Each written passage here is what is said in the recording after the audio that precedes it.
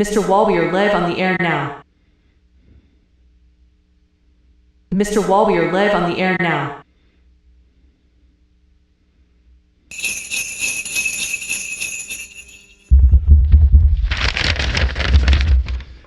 I just got in from Santa's workshop with some Christmas stories for our audience today.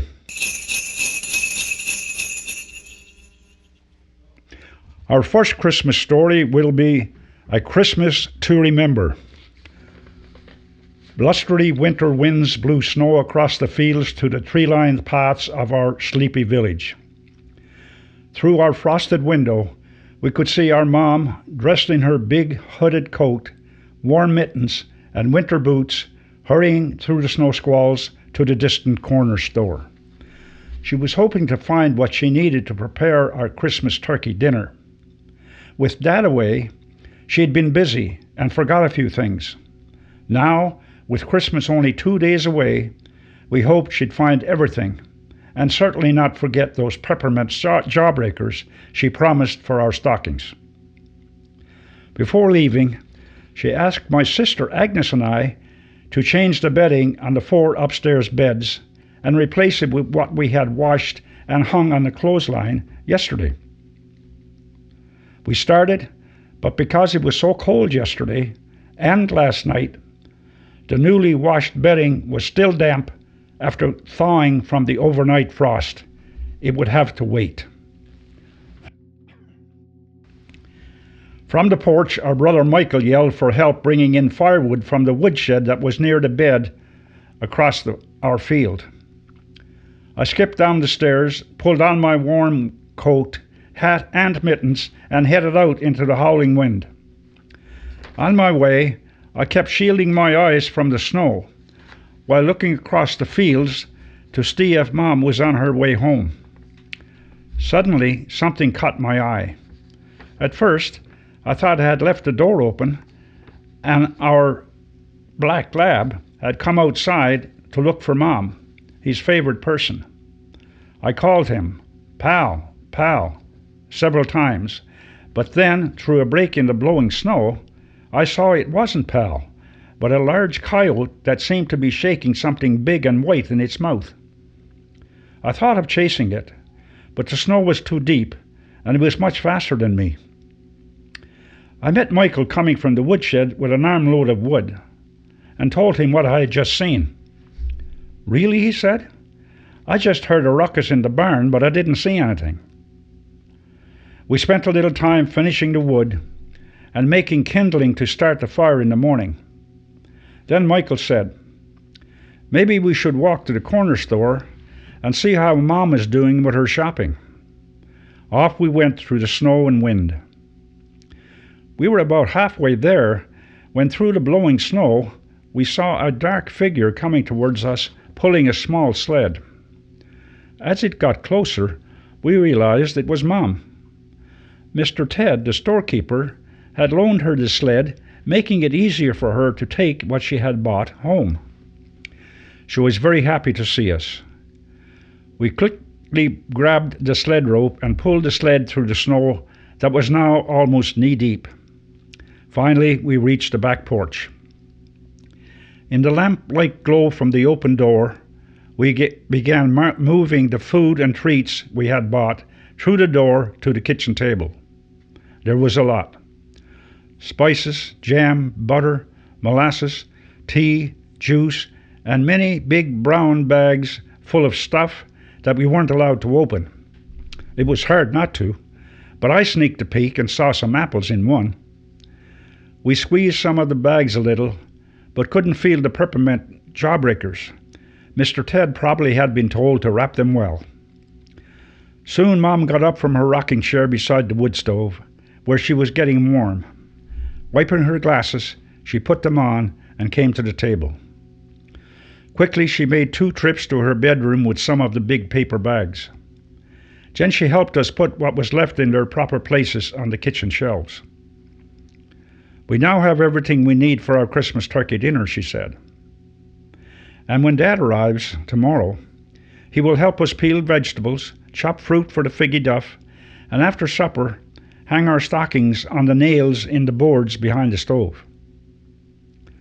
Talking about what we had to do reminded Agnes and I that we hadn't finished changing the beds.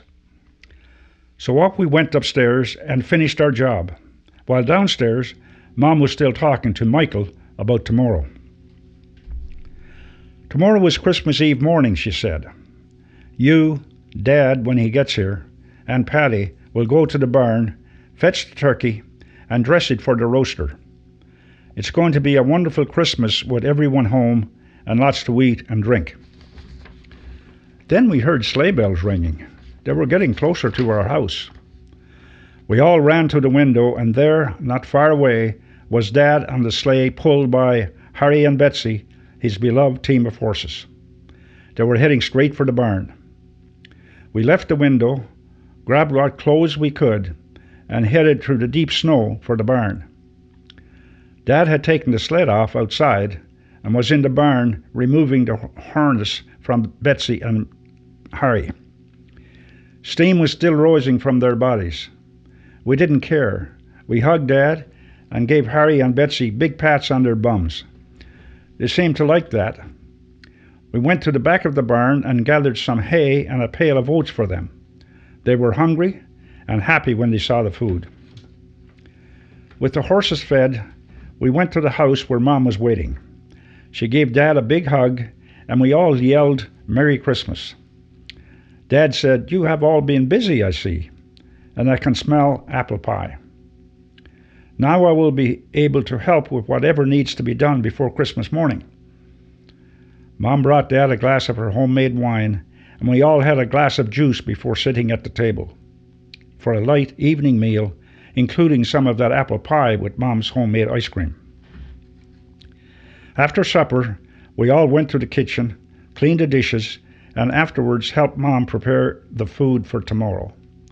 We talked to Dad about his job in the lumber woods, and he told us about the moose, bears, and rabbits he saw while he did his work. "Yesterday I saw a big buck deer. Perhaps it was Rudolph," he joked.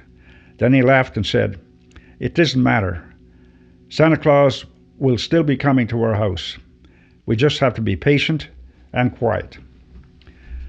We all worked until the lamp went out, and being late, we kids headed for bed to dream about Christmas morning. I could hear the fire in the wood stove cracking and enjoyed the smell of bacon and eggs drifting up the stairwell. Dad and Mom were up early. We all jumped from our beds and headed downstairs for a feast of eggs, bacon, and toast with homemade jam. It was wonderful, washed down with fresh juice Mom had brought from the store. After breakfast, Agnes and Mom cleared the table, and Dad, Michael, and I headed to the barn. We fed and watered the horses, cleaned their stalls, split firewood, and made kindling so we wouldn't have to do it on Christmas morning. Then it was off to the little building that housed the turkey. What a mess. Feathers were scattered around the floor, the door was ajar, and the turkey was gone.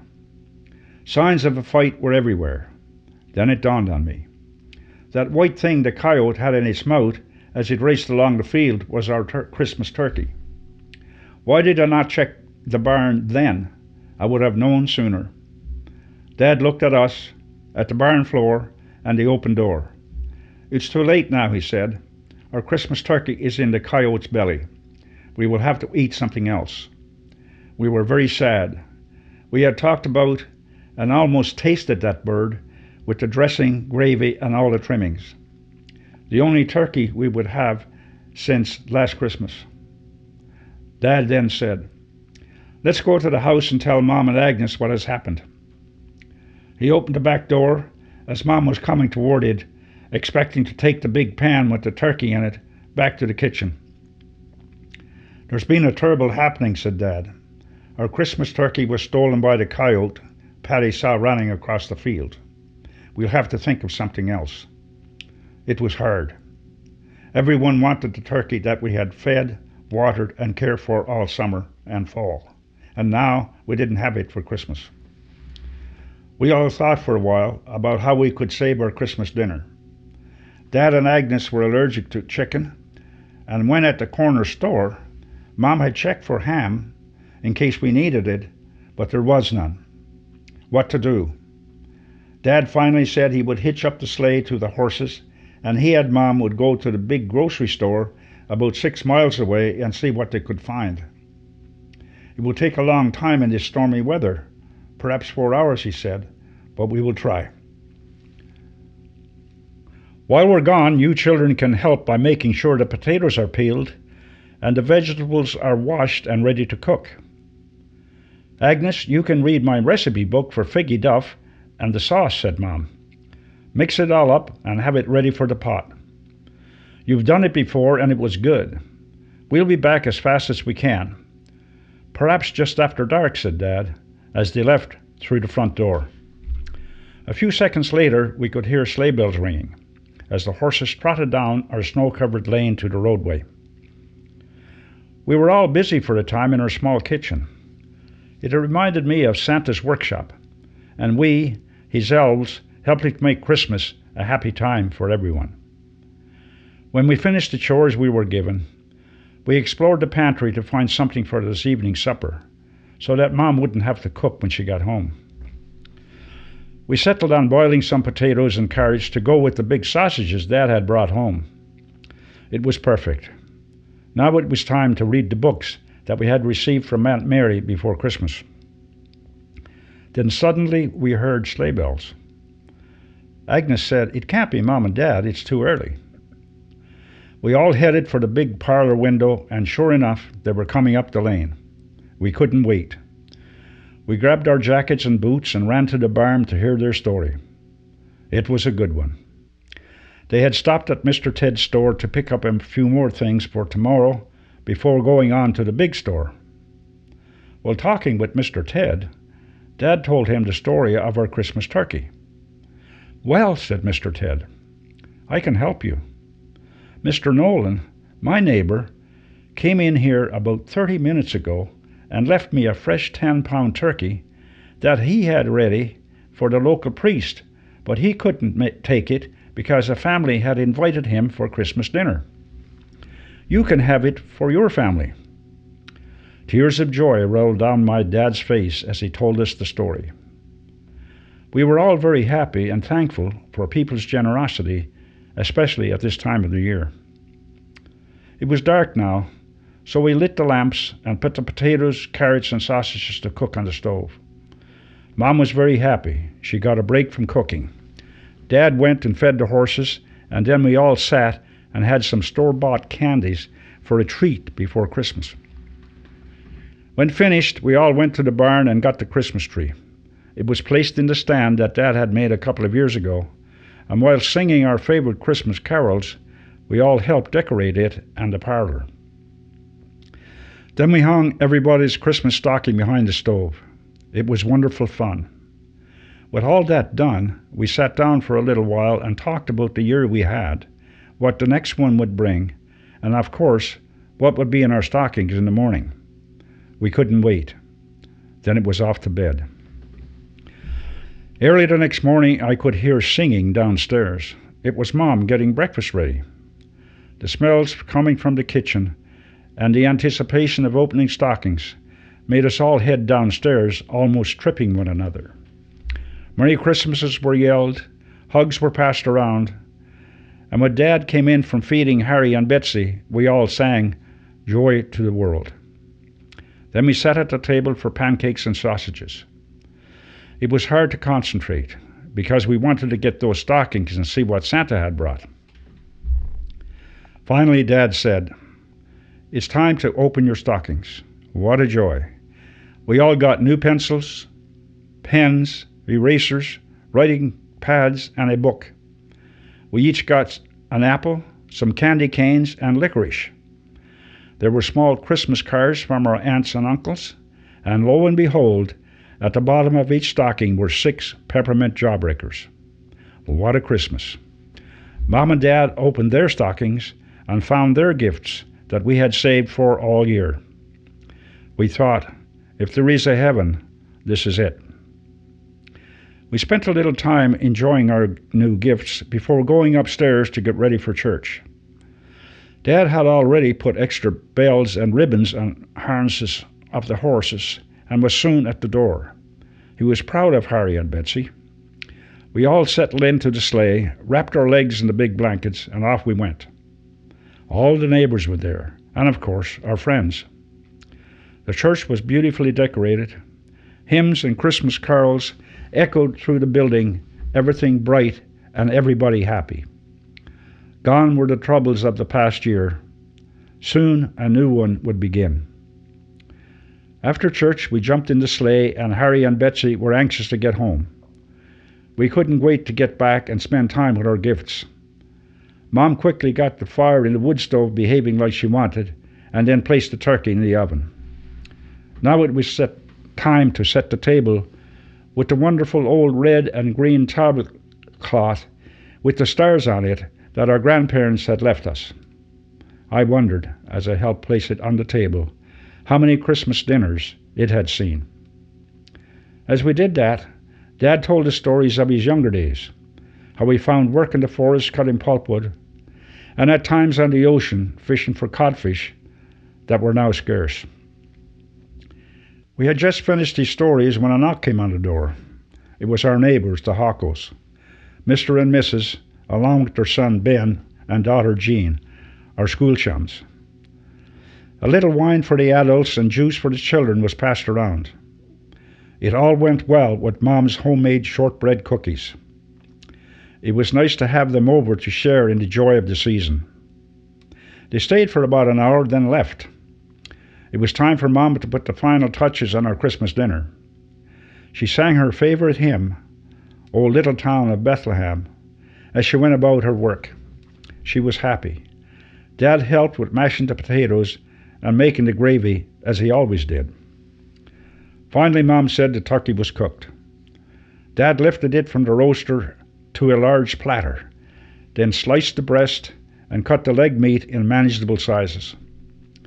He placed cranberries on the platter and took it to the parlor table along with the gravy boat.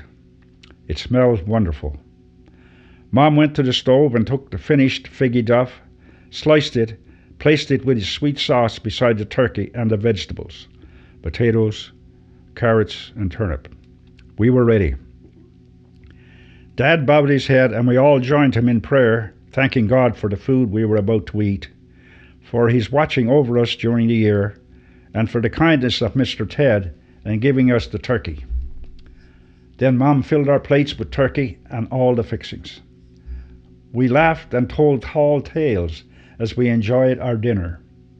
After the turkey, Mom served the figgy duff, and while we waited for everyone to get their share, I looked through the parlor window at the soft snow falling, and the big full moon just rising above the horizon. It was a Christmas we would all remember.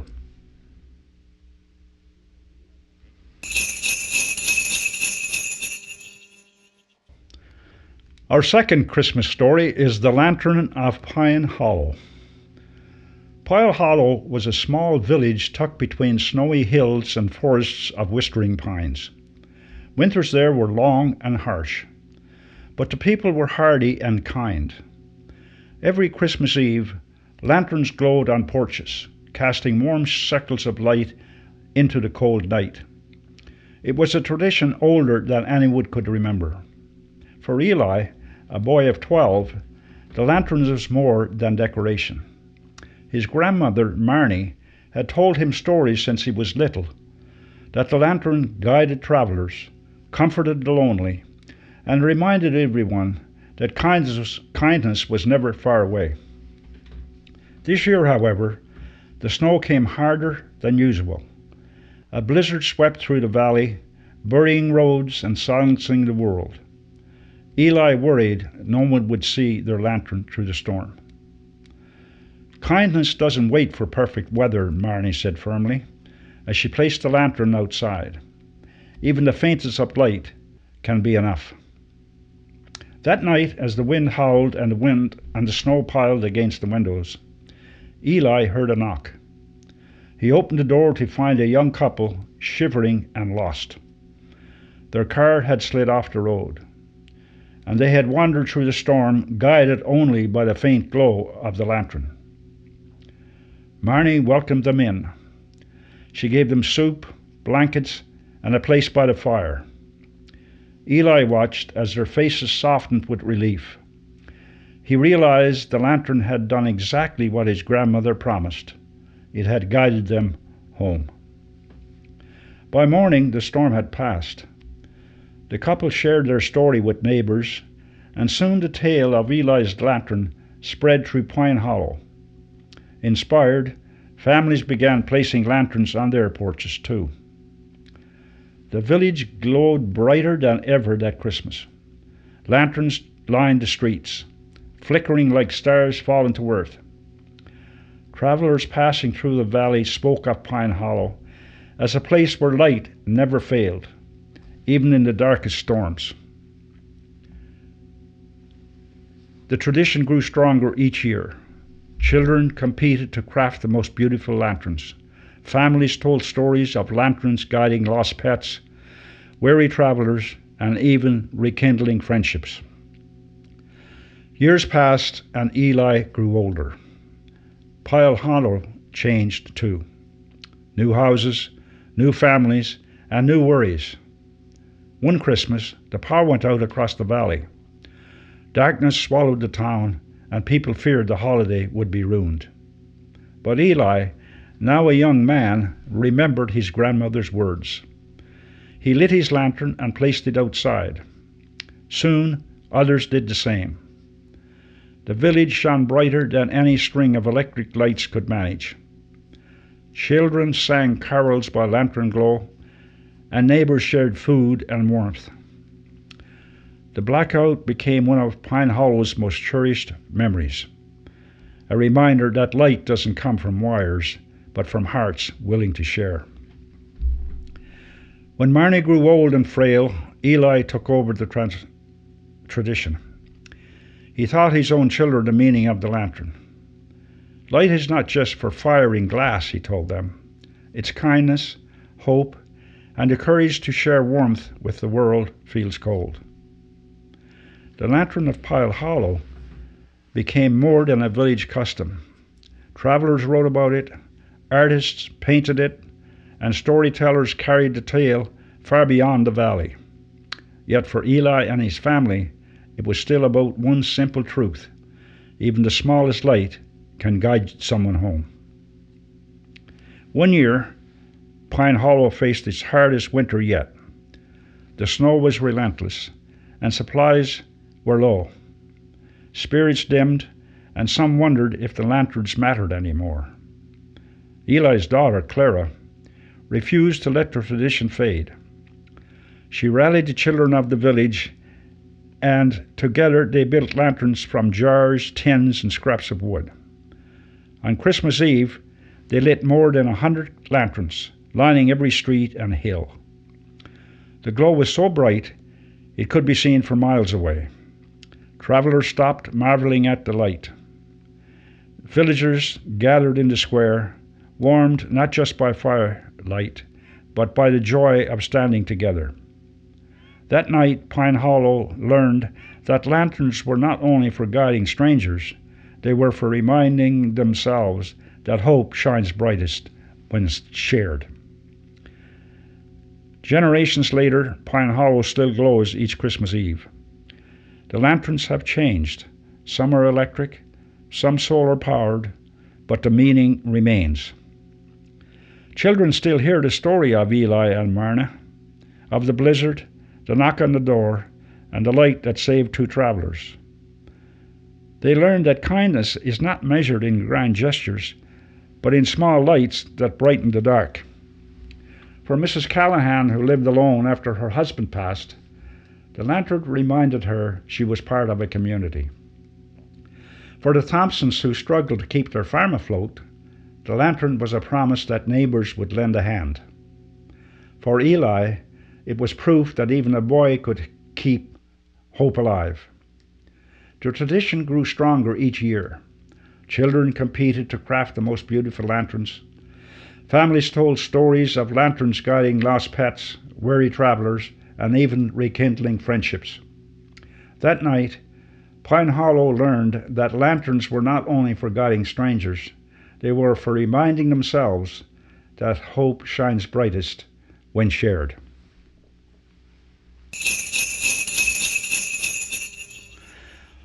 Well, ladies and gentlemen, that ends our stories for this Christmas. Barry, our producer, and I thank you for all tuning in to the Highland Waves podcast, and we wish you a Merry Christmas, a wonderful holiday season, and good luck and happiness throughout 2026. We look forward to bringing you more stories from our neck of the woods in the coming year. And a usual reminder to hit the like and subscribe button so you can stay up to date. Subscribing is free. And why not make yourself a promise to make a comment on our program in 2026? It helps us all. Our thought for today: winter is the time for comfort, for good food and warmth, for the touch of a friendly hand for family, and for the talk beside the fire. It is time for home. So long for now. Pat.